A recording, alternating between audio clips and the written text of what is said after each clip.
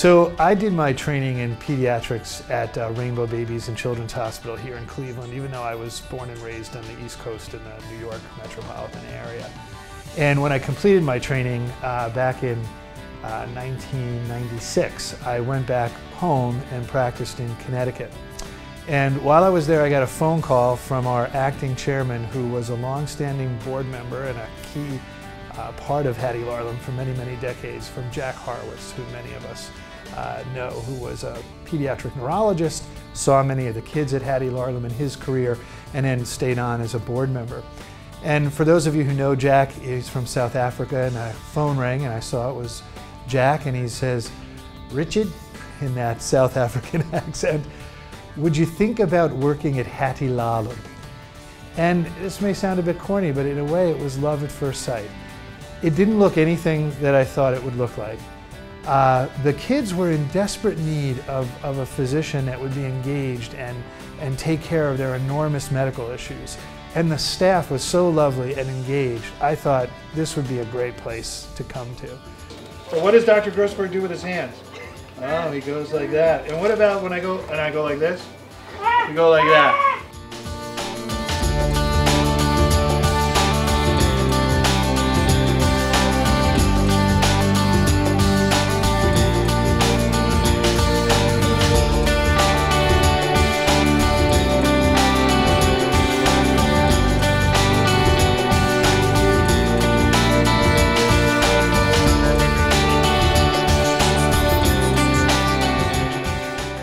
I think there's heroes at many levels in working at Hattie Larlham. The first thing that comes to mind is the families and the children that I take care of. This is not an easy population. Some people often come to me and they say, you know, how could you do what you do? How do you go into that building every day? And it just doesn't feel that way to me. It doesn't feel like an effort to me. When I come in this building, what I see is really love. I see these amazing caregivers from every level, from the direct care staff, to the nurses, to the therapists, to respiratory, even to the administrators, who are coming in here happy and engaging with these kids.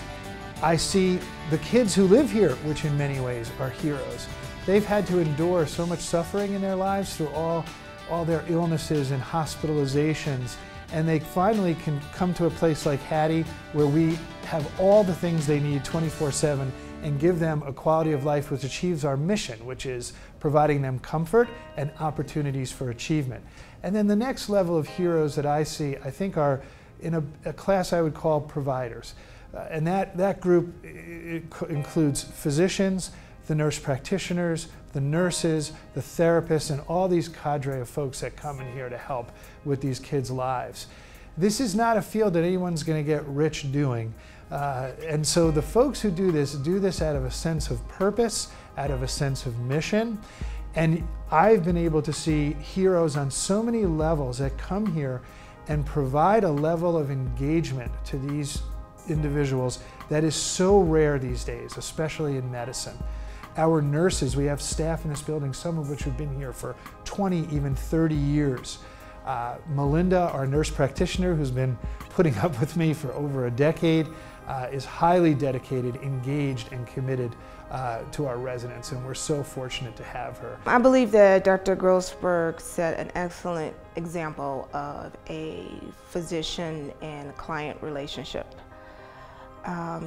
He allows the family the opportunity to vent, to talk about their feelings, about their son and daughter being here at Hattie's. He listens and he gives his professional, honest opinion. Some of it is difficult to swallow, but families take it in stride, and at the end of the conversation, they're very glad and accepting and respectful of what he said. He's a lot of fun to work with. He's a funny guy, and he can bring a lot of levity sometimes to serious situations, so it's a joy to work with him. Dr. Grossberg recognizes that the staff are the ears and eyes of our residents, and that they have the information that he needs to treat them accordingly.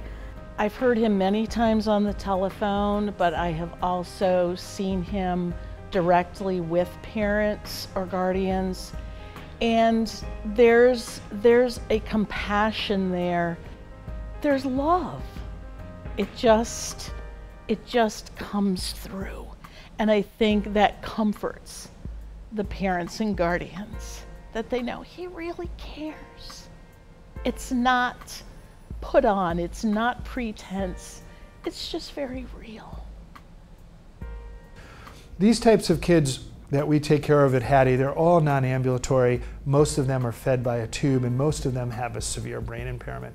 And if you don't take the time to get to know them, you may not understand that they really do have relationships with people, feelings, capabilities, ways of expressing needs. I often say there's nobody in this building that I've taken care of since 1999 that I can't get to laugh or won't cry if they're in pain. But then in each area, I think there have been advances in medicine that have made these kids' quality of life better. But I want to emphasize, though, it's some of it's technology, but the other part is that engagement. Having a quarterback overseeing the care, and then having those specialists who are engaged and committed to taking care of kids like this. And that's where we're so fortunate to have our partners at our local children's hospital, Rainbow Babies and Akron Children's. Since I've been here, there's probably close to 100 kids that have passed away. And on the surface, some people may say, how could you live through that? How could you endure something like that?